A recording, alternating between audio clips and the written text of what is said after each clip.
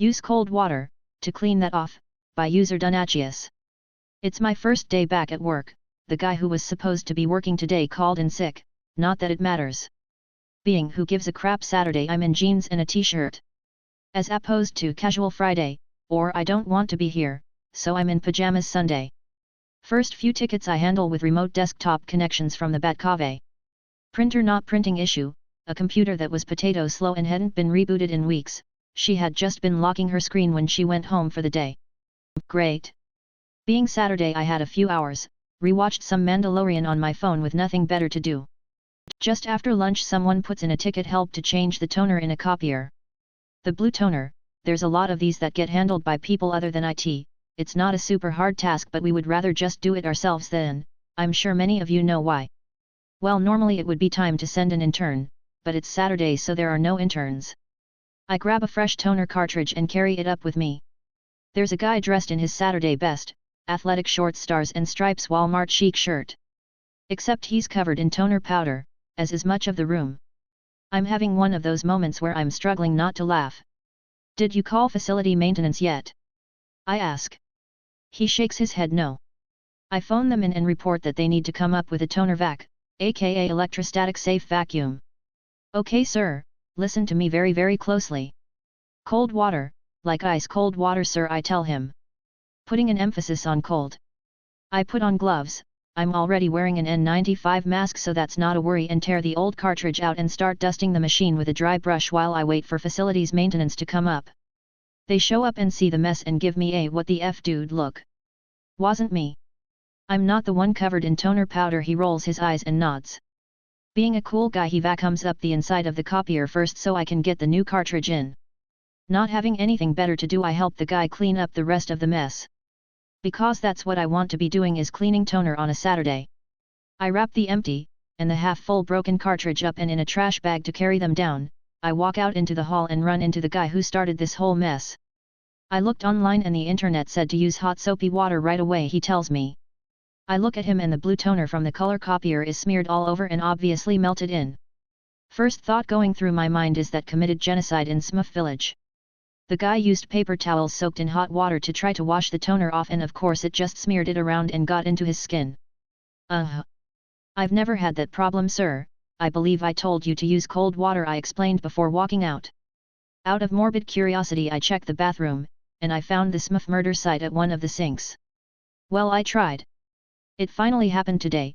I always thought you guys were joking about how dumb people can be, by user cyberhazard. Just had my first ever 100% true ID10T error call at work.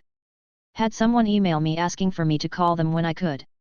I phoned her and she asked if I had a replacement mouse I could give her. I asked what was happening to her current one to see if we can troubleshoot it first before total replacement, usually just a dead battery on wireless mouses. Oh, nothing is wrong with it. Someone used it while I was gone, and with COVID going around I was afraid it would be contaminated. I let her know that we are currently in short supply of mice, and to sanitize it with copious amounts of Lysol and Lysol wipes as a solution. How is your Thursday going so far? No, you don't need admin permissions for that, by user Polandret. In my company, we have a team that IT and systems hate. They're so entitled, all MBAs from top universities who look to the rest of the office as beneath them. They have the best cutting-edge hardware that any pro gamer would be envious of, and they still complain that the machines are too slow. Hint, might have something to do with the 20 Excel files you have open on top of the Bloomberg app, plus the crappy macros you wrote that have no memory management. What's that? You don't know what memory management is? You don't say. They always want any new software they can get their hands on, which needs to be approved by the larger company we belong to, and go through the proper onboarding security process, even though they barely know how to use it, because someone read that it might do something they could use at some point, and they want it yesterday.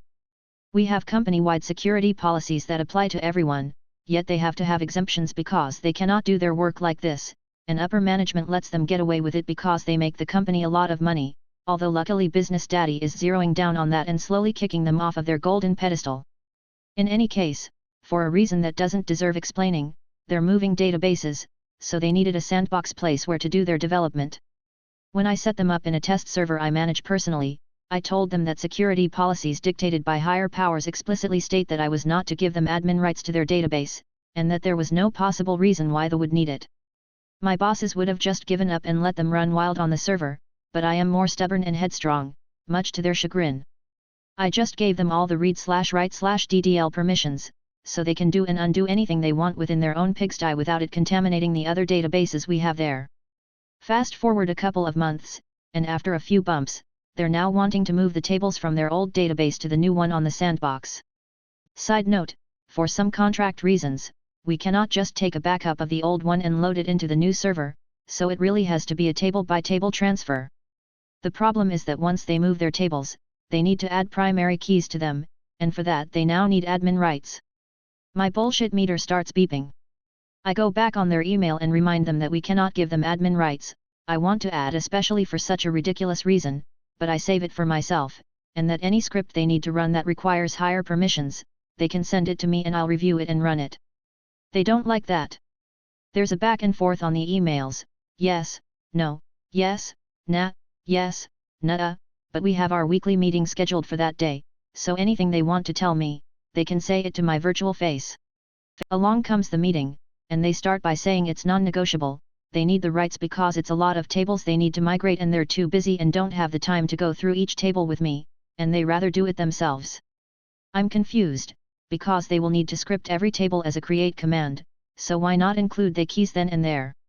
But, apparently someone else will automate that scripting, so they don't need to worry about that.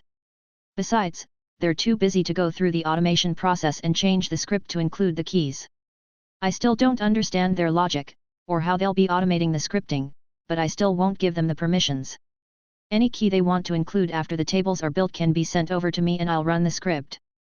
But no, they don't have the time to go through every table with me, they're too busy to schedule a meeting and sit down with me to get the keys added. I'm doubly confused now. Who's talking about a meeting? Just send the code you need to run. Well, unstoppable force meets unmovable object and they just get frustrated. They literally say, let's move on, because we're getting nowhere with this, and I don't plan to discuss this for 40 minutes while we get nothing done.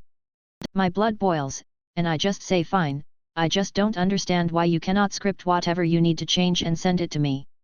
You say you're too busy to go through every single table, but you'd still need to know which columns need to be set to a primary key for each table. If you don't know that, I don't see how you'll be able to add them, admin rights or not. It's worth pointing out that my boss and boss's boss have been quiet all this time, and it's just me and them bashing it out. Well, after my snarky reply, my boss jumps in and tries to defuse the situation.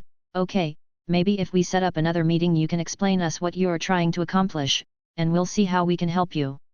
The main guy is already sharing his screen and shows us in the Object Explorer in SSMS, expand databases, expand database _name, expand tables, expand table _name, right-click keys, click on new foreign key, warning message pops out saying they need permissions to do that action. We need to go through hundreds of tables and do this. You want to volunteer your time just because you don't want to give us admin rights? Fine. Go ahead. Well, TFTs, here's where my jaw drops. Mr. Better Than You Top University MBA genius that is too busy to go through every single one of the tables with me is actually planning on going through each and every single one of his database tables, expand, right-click and add a primary key in the most inefficient way possible. I'm just bewildered and simply say you do know that what you've just done can be scripted, right? What? That whole action of selecting a table, adding a column to be a primary key, all of that can be scripted. I just typed the command in the meeting chat. Alter table _name add constraint key _name primary key clustered, column _name. Suddenly, his angry tone shifts in a second faster than a bipolar Karen off her meds. Oh, okay. Fine, let's do it like that. Edited to remove comment people found offensive. Give the user full admin permissions, by user Thanatos_ZA. While working for a MSP, one of our clients installed a new accounting suite onto their servers that required a specific path of permission set for the application to work from the user's machine.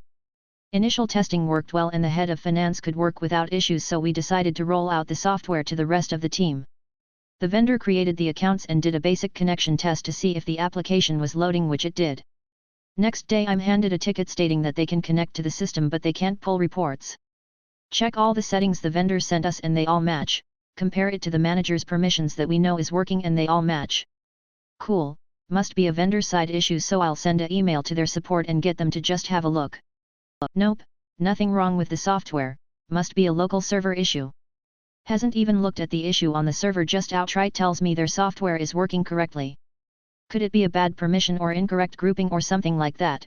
We all miss these things from time to time. Nope, software is working fine, give the user more permissions on the server. This went back and forth for like 3 days, managed to get a workaround by giving some users a RDP connection to the server so they can work from the actual server on the support account. Cringe, before I lost all patience and told them I would fix their software as they don't seem to be able to. Borrowed the manager's login details as he had some backend access I couldn't get with the support account and started digging. Found a section where they had created a group for access to the reports that should have been linked to the initial group created for the users but had basically been left floating on the back end doing nothing. Manager wasn't even aware that this was a thing they could do, as the vendor told them to call them whenever a new user needed access. Linked the groups and everything started working like it was meant to. The vendor then tried to get our access banned from their server cause we are fiddling with vendor-only settings. The CEO of our client company ripped into them, threatening them with a suit for breach of contract. Sometimes I love my job. TLDR, vendor forgot to give permissions to software and tried to make us the bad guys when we fixed their mistake. Users always lie, by user Porcupine Spirit Animal. I am not a tech person, but I love this sub. I have learned so many simple lessons like make sure everything is actually turned on and check all the cords. So when I attempted to walk my 80-year-old father through fixing his TV over the phone in a snowstorm, I started with all the simple things first. I told him to get the cable remote and the original remote that came with the TV when he bought it. He said he had them. So after 20 minutes, we finally got the cable box on and the TV turned on at the same time. We just needed to change the input on the TV to cable.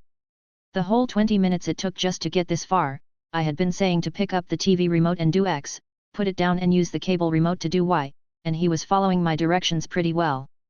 Finally I told him to find the input button on the TV remote. Dad, there isn't one. Me, do you have the right remote? The one that came with the TV when you originally bought it? Dad, yes, it's the TV remote. Me, okay, starting at the top, read all the names of the buttons. He reads all the buttons starting with on/off all the way to the bottom of the remote. He never reads off input. Okay, I try to Google the TV remote for his TV, because the input button has to be somewhere. But nothing I find for his TV matches the remote he says he has. I even think users always lie and make him read the label on the back of the TV to check that the brand he told me was right. Finally, I start grasping at straws. Me, is there a word written at the very bottom of the TV remote? Dad, yes, I says Spectrum. Me, no, not the cable remote, the TV remote. Dad, this is the TV remote. Me, no, Spectrum is the cable company. Get the other remote for the actual TV. Dad, what do you mean? There isn't one. There is only one remote. Me, what? Dad, yeah, TV and the cable work with the same remote. You know that. Me, I can't help you anymore. How about I come over when the roads are clear in a day or two? Maybe I can fix it in person. Keep your radio on. So yeah. The whole time I was saying pick up the cable remote and do X, put it down, now pick up the TV remote and do Y, he was picking up and putting down the same, single remote control over and over again. 2 days later I drove 45 minutes to his house to push the 2 buttons it took to change the input on the TV. Users always lie. Edit, I literally said get the remote that came with the TV when you bought it. It is in the left-hand drawer of the stand, right under the TV. It has a sticker that says TV on it.